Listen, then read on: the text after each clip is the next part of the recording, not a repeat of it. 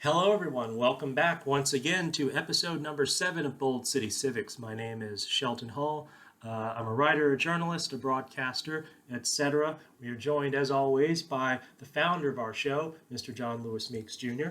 Howdy.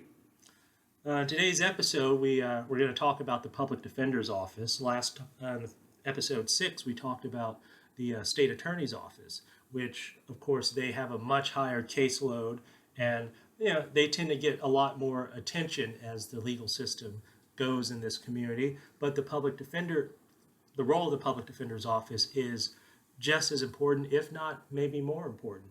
Um, they both serve the Fourth Judicial Circuit. In the state of Florida, we have 20 judicial circuits covering the 67 counties here in Florida. The Fourth Circuit covers Duval County, Clay County, and Nassau County.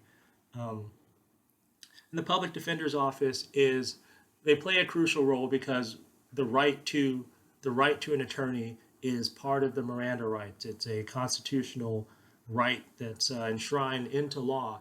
And a lot of times, depending on your cases, a lot of people have private attorneys, especially in the bigger, high-profile cases, especially if they have a little extra money to spare. But as you all know, legal fees can be greatly expensive, even for the smallest, most minor types of cases, and a lot of people just can't afford it. As it stands, you are entitled to have a public defender appointed to you automatically if your annual income is less than 200% of the federal poverty guidelines, which as of 2021 is about $12,800. So as long as your income is less than roughly $26,000 or so, you can be automatically appointed a public defender. And depending on how your finances are, you can also plead hardship and have a public defender appointed to you under any conditions that you like. Um, it's a big job and it's an important job.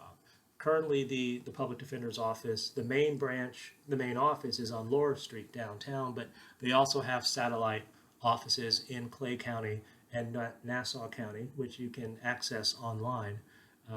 Approximately, last count, 156 employees that they currently have, and that's not just lawyers, that's secretaries, that's paralegals, that's investigators, that's IT workers, administrative workers, and various things like that. Um, our current public defender is a guy named Charlie Cofer. Charlie Cofer was first elected to become public defender back in 2016, and he took a whopping 99% of the vote, which is like, Middle Eastern dictator type numbers. But I've never met him myself, but he has a very strong reputation and is well liked within legal service, within the legal community here in Jacksonville, um, across the board. He came here to Jacksonville in 1980, I believe, after he's from Virginia originally, got his law degree from the University of Virginia, and took a job as an assistant public defender here back in 1980. And from 1980 until 1998, he was one of the most prolific public defenders in this community. Then, starting in 1998, he was appointed as an actual circuit judge overseeing the Fourth Judicial Circuit. And he served in that capacity from 1998 until 2015, presiding over 100,000 cases, including some 72,000 criminal cases.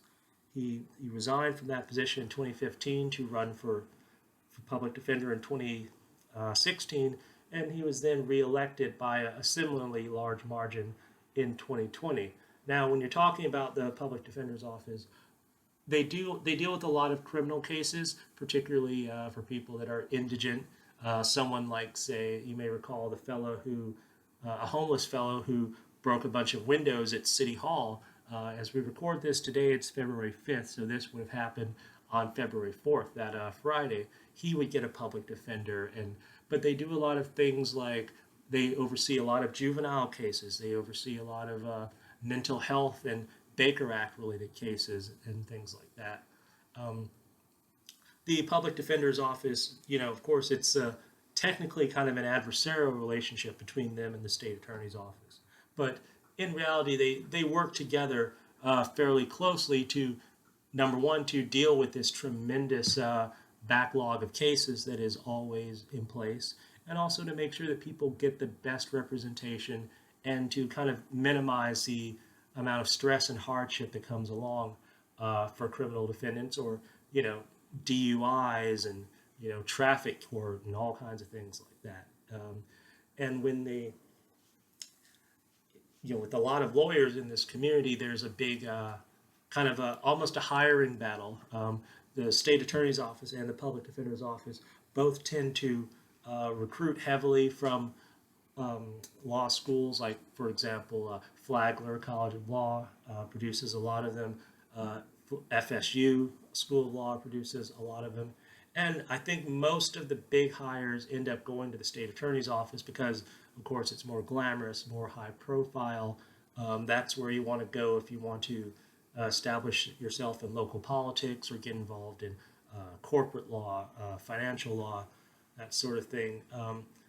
The public defender's office, especially for the lower ranking, like the junior defenders, the pay is not necessarily great, and it can be highly stressful and without a lot of obvious reward. So with that role of the public defender's office as opposed to the state attorney, public defenders are more likely to get burned out early and then go pursue jobs in the private sector.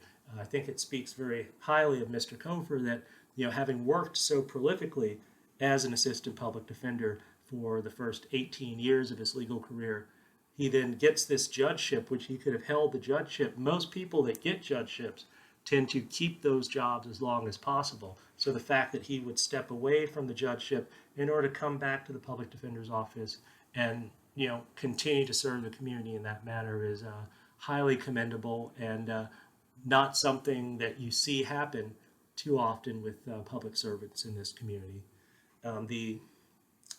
I mentioned last week in the previous episode that the state attorney's office has a fantastic website. It's probably the best organized website on the local level of any governmental organization or institution here in Northeast Florida. The public defender's website, by contrast, is much more streamlined and scaled back, and that may reflect the nature of the cases they're taking and the clientele who may be just going to the website to get a phone number to call or to get like a little bit of information. So it's not as intense, but it still serves the job very well. Mr. Cofer, again, he was reelected in 2020. The next election for public defender will take place in November 2024. And I believe the state attorney is also up for reelection at that same time. So that's the public defender's office in a nutshell. Feel free to check them out. They're very useful. Contrary to belief, the public defender's office is not incompetent. We've heard a lot of situations in the past where in other jurisdictions, other states, where poor public defenders kind of got their clients railroaded, and a number of criminal convictions over the years have been overturned on appeal because of things like public defenders falling asleep in court and things like that. But really, that's actually like not as frequent an occurrence as the media would have you believe, particularly here in our community, which is once again the Fourth Judicial Circuit. And once again, you are listening to episode number 7 of Bold City Civics, available at all your favorite podcast platforms, available also on YouTube. And it's always a pleasure to have you here listening to us. We will have many more episodes coming down the road. Feel free to contact us and let us know if there are certain things that you would like us to cover or to revisit in greater depth. If you have any questions, we will answer them to the best of our ability, because we do this for you. You are the listener, and we appreciate your support as always. So, once again, my name is Sheldon Hall, joined as always by Mr. John Lewis Meeks Jr. Howdy. Howdy indeed. Thank you for listening. This is Bold City Civics, and we will see you all very, very soon.